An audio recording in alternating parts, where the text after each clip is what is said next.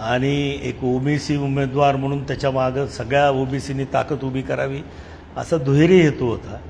परंतु माझ्या सुदैवानं आणि त्यांच्या दुर्दैवानं ही गोष्ट काही साध्य होऊ शकली नाही. शेवटी लोकांनी माझ्यावर विश्वास कायम ठेवला. 5व्यांदा मला या मतदारसंघाचा आमदार म्हणून निवडून दिलं. मात्र बीडमध्ये मेळावा झाला. त्या मेळाव्यामध्ये धनंजय मुंडे यांनी तुम्ही असताल किंवा विजयशिव पंडित असतील यांच्यावर टीका करताना म्हटलं की आमच्यामुळेच ते निवडून आलेले आहेत. उरावर घेण्याची आम्ही चुरावर घेतलं आणि आम्हाला भोग धनंजय मुंडे यांना काही फार राजकीय इतिहास माहीत आहे असं मला वाटत नाही. ज्या वेळेस जिल्हा परिषदेमध्ये पंडित अण्णांना जिल्हा परिषदेचा अध्यक्ष म्हणून निवडायचं होतं त्यावेळेससुद्धा धनंजय मुंडेंनी काय गोंधळ घातला होता त्या ठिकाणी ते मला माहीत आहे. मी त्याच्याबद्दल आजपर्यंत भाष्य केलेलं नाही. परंतु शेवटी पंडित अण्णासुद्धा मुलाच्या हट्टापुढं हतबल झाले होते आणि ते निघून गेले होते त्या आमच्या बैठकीतून. त्यांना परत आणण्यासाठी काय कष्टसुद्धा धनंजय मुंडेंनी अतिशय आत्ताहीपणा केला होता. ती गोष्ट ना मुंडेसाहेबांना मान्य होती ना मला मान्य होती. त्यामुळं आम्ही पंडित अण्णांचंच नाव त्या ठिकाणी जाहीर केलं आणि पंडित अण्णांना त्या ठिकाणी एक नवीन चमत्कार करून निवडून आणलं. सल्ला द्याल का तुम्ही?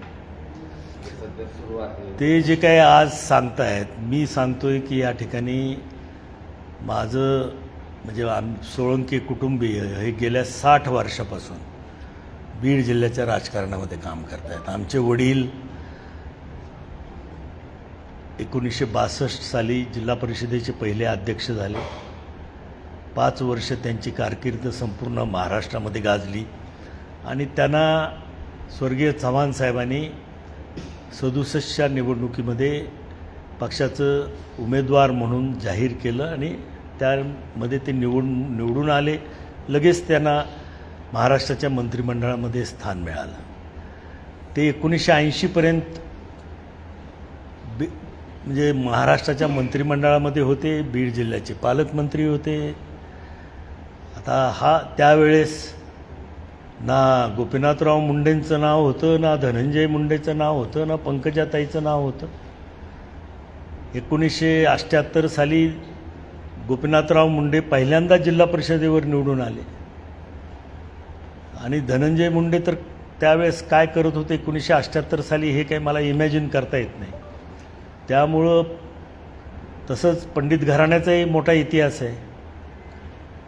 पंडित घराणंसुद्धा मागच्या 45 वर्षामधून शिवाजीदादांच्या रूपानं बीड जिल्ह्यामध्ये सतत 10 वर्ष त्यांनी बीड जिल्हा परिषदेचं अध्यक्षपद, पंचायत समितीचं सभापतीपद त्याच्या आधी 5 वर्ष असं 15 वर्ष ते स्थानिक स्वराज्य संस्थेच्या निवडणुकीमध्ये नेतृत्व करत होते. माझ्या वडिलांच्या बरोबर अगदी जवळचे सहकारी म्हणून त्यांनी या ठिकाणी काम केलेलं आहे. आज मला किंवा विजय पंडित यांना आम्ही उरावर घेतलं वगैरेची जी भाषा केलेली आहे ती त्यांचं राजकीय अज्ञान आहे.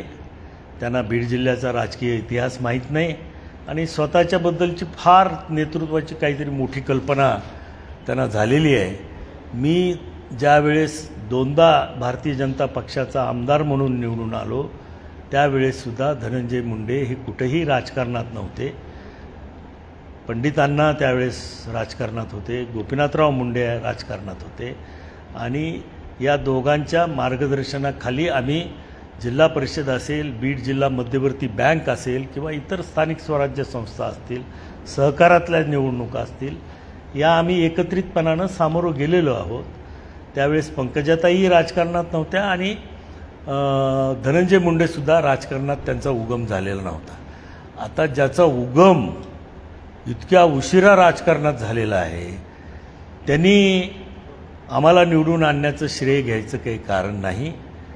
आम्ही दोन्ही पक्षाच्या माध्यमातून या ठिकाणी निवडून आलेलो आहेत.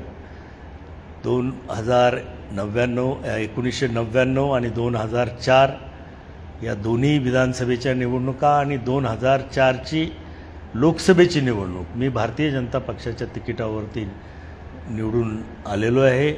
2009 असेल, 2009 ते 14, त्यानंतर 19 ते 24 आणि आता 24 अशा 3 वेळेला मी आमदार म्हणून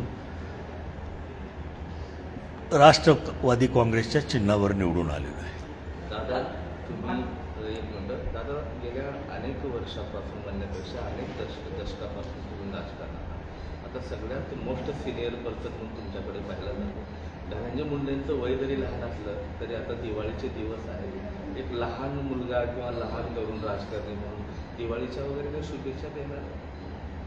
त्यांना काय असं मी आत्तापर्यंत शुभेच्छा दिल्या नाहीत, पण मी सर्वांनाच तुमच्या माध्यमातून शुभेच्छा देतो दिवाळीच्या. जे बीड जिल्ह्याच्या राजकारणात आणि समाजकारणात काम करतायत त्या सर्वांना 9 वर्षाच्या मी शुभेच्छा आज आपल्या मुलाखतीच्या माध्यमातून देतो.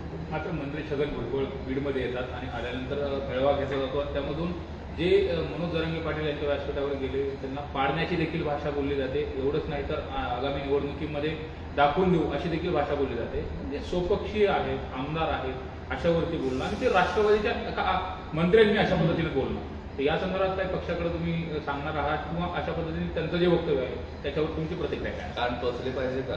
बीडमध्ये येऊन जर वातावरण जर दूषित होत